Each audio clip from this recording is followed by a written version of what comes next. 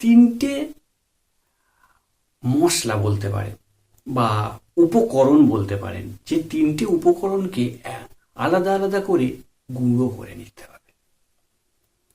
আর এই গুঁড়ো করে কতটা পরিমাণে নেবেন সেটা বলে দিচ্ছি। সেটা হচ্ছে এই তিনটে যে উপাদান বা উপকরণ বলছি, প্রথমটা হচ্ছে হলুদ। হলুদ কতটা পরিমাণে নেবেন? হলুদ নেবেন হাফ চামচ, হলুদ গুঁড়ো হাফ চামচ। তার সঙ্গে আর কি নেবেন না, দারচিনি। দারচিনি কতটা নেবেন? দারচিনি হচ্ছে 1 চামচ। আর হচ্ছে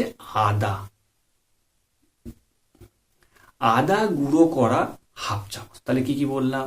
হলুদ গুঁড়ো হাফ চামচ, দারচিনি 1 চামচ, আর আদার গুঁড়ো হচ্ছে হাফ চামচ।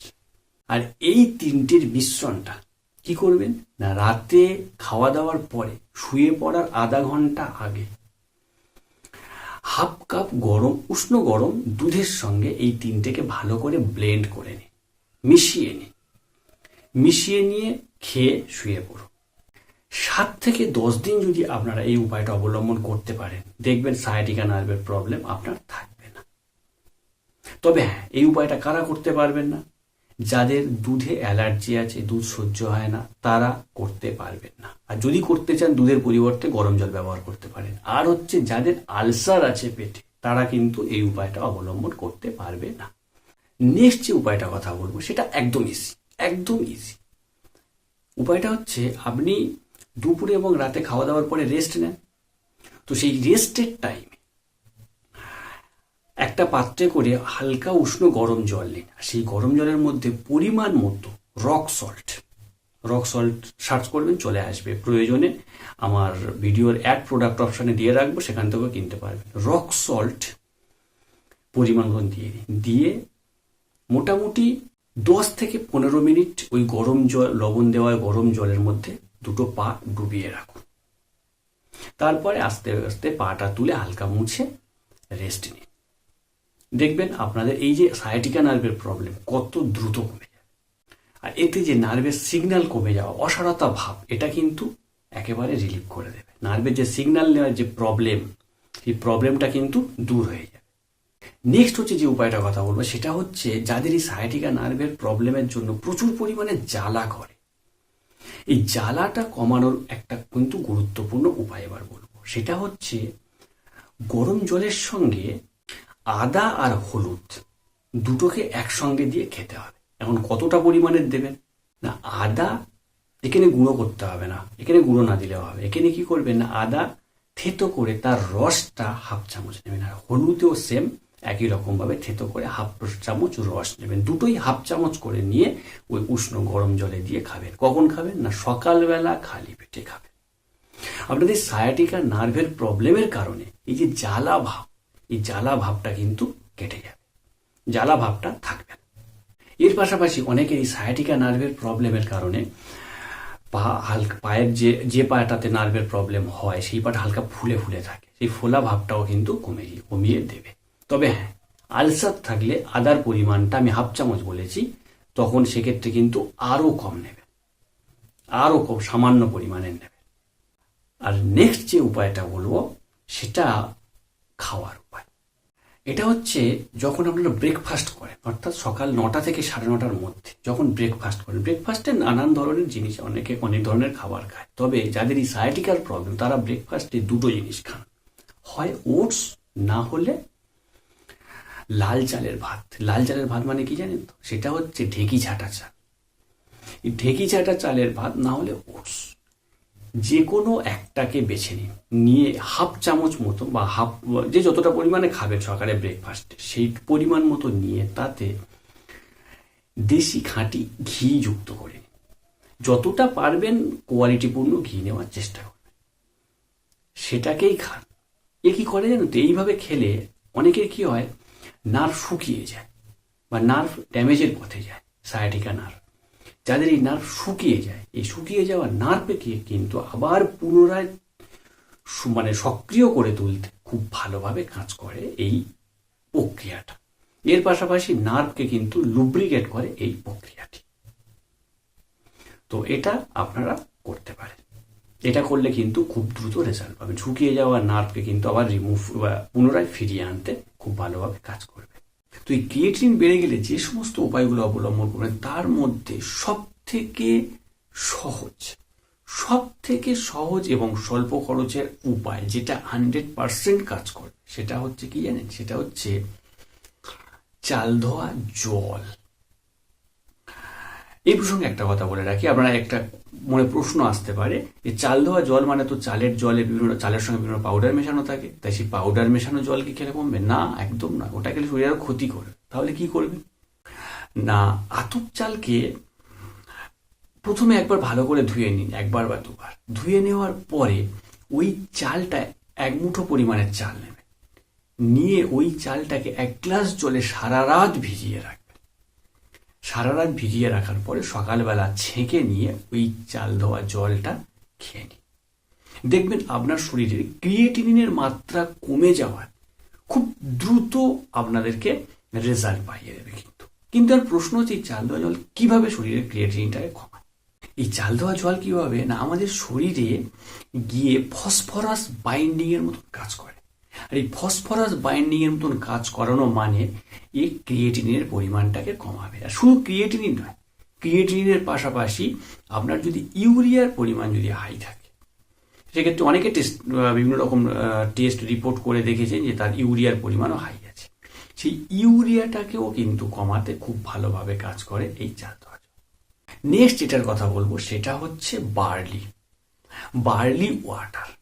এই বার্লি ওয়াটার কি করে জানেন তো, আমাদের শরীরে ইউরেমিক যে টক্সিন, মানে ইউরিনের মাধ্যমে যে টক্সিন, সেই টক্সিনগুলোকে অ্যাবজর্ব করে ইউরিনের মাধ্যমে বের করে দিতে খুব ভালোভাবে সাহায্য করে। আর এর ফলে কি হবে, আপনার শরীরে ক্রিয়েটিনিন আর ইউরিয়া দুটো কিন্তু একসঙ্গে কমে যেতে শুরু করবে। এখন এই বার্লি ওয়াটার খাবেন কিভাবে? চা চামচের 1 চামচ পরিমাণ বার্লি পাউডার নেবেন। এই বার্লি পাউডার আপনি 1 কাপ থেকে 1.5 কাপ জলের মধ্যে দিয়ে ভালো করে ফুটিয়ে নিন। আর ভালো করে ফুটিয়ে নেওয়ার পরে ওই 1 কাপ যে বার্লি ওয়াটার তৈরি হলো, ওই 1 কাপ বার্লি ওয়াটার থেকে মধ্যে 4 থেকে 5 চুমুক খাবেন। মানে চায়ে যেমন আমরা চুমুক দিই সেরকম ভাবে 4 থেকে 5 চুমুক খাবেন, বাকিটা ফেলে দেবেন। বাকিটা কিন্তু খাওয়ার দরকার নেই, বাকিটা ফেলে দেবেন, বারবার বলছি, পুরোটা খেতে যাবেন না। আর এইরকম ভাবে যদি আপনারা খেতে পারেন দেখবেন আপনাদের ক্রিয়েটিনিন হু করে কমে যাচ্ছে। আর এটা কিন্তু দিনে 1 বার করে খাবেন, সপ্তাহে 3 দিন খান, অসুবিধা নেই, কিন্তু দিনে 1 বারের বেশি যেন না হয়, এই দিকটাকে কিন্তু খেয়াল রাখতে হবে। নেক্সট যে উপায়টার কথা বলবো একদম ইউনিক উপায়। আর এই যে উপায়টার কথা বলবো এটা মানে এক ধরনের ডাইইউরেটিক্স জাতীয় উপায়।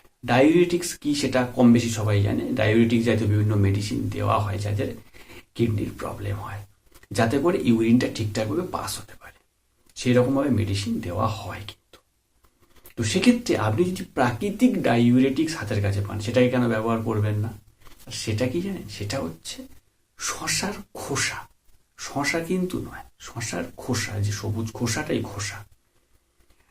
কি করে, কিডনির ফ্লোটাকে বাড়ায়, কিডনির যে কাজ করার গতি, সেই গতিটাকেই বাড়িয়ে দেয়। আর ন্যাচারাল ডাইউরেটিক্স বা প্রাকৃতিক ডাইউরেটিক্স হিসাবে কাজ করে, সেটা তো শুরুতেই বলে দিয়েছি, আবারও বলে দিলাম। মানে এটা খাবেন কিভাবে? দেখুন, এই যে একটা শশার খোসাকে ভালো করে ধুয়ে পরিষ্কার করে নেওয়ার পরে ওটা 2-3 দিন ধরে রোদে শুকিয়ে গুঁড়ো করে নেওয়ার পরে 1 চিমটে, মানে ছোট ছোট যে চামচগুলো হয়, অনেক সময় দেখবেন আমরা আইসক্রিম খেলে তার মধ্যে বা হোমিওপ্যাথি ডাক্তারখানা দেখবেন একদম ছোট্ট ছোট্ট বাচ্চাদের খেলার মতন যে ছোট্ট ছোট্ট চামচ পাওয়া যায়, ওই রকম ছোট্ট চামচ অথবা এরকম চিমটে ধরে 1 চিমটে এই শশার গুঁড়োটা নেবেন, নিয়ে গরম ভাতে দিয়ে খেয়ে নিন, ভাত খাওয়ার শুরুতে।